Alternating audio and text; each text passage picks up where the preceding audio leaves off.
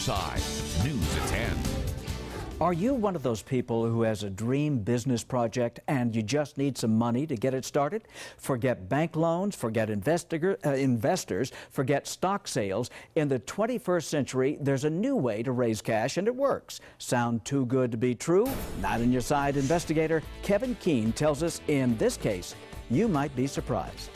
If it was Stella, we might sell some beer. Mike Gura and Bo Hintz have a dream for downtown Tucson, turning this quiet, historic building on Broadway into a specialty cafe and brewery. What do you hope when things are up and running? What do you hope it sounds like? Oh, chatter, conversation, like glasses clinking, hopefully not breaking, but people having a good time, laughter. This is the patio that we're able to use, and obviously it's beautiful and open and a lot of space.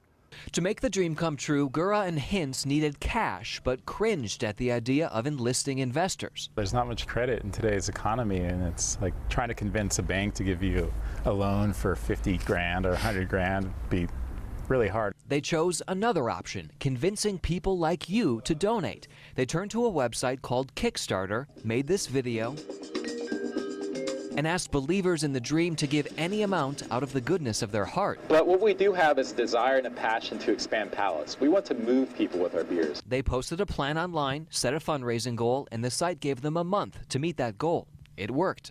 Mike and Bo raised $37,700. That came from 277 people. Most gave $25 to $50. Cash from family, friends, and strangers they won't have to pay back. They say putting them on track for their dream to come true.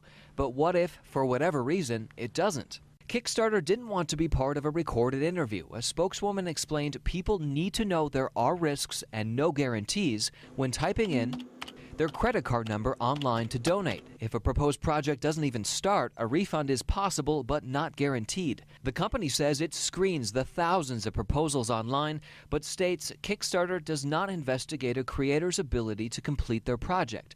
Backers ultimately decide the validity and worthiness of a project by whether they decide to fund it. How do I determine if a project is sound?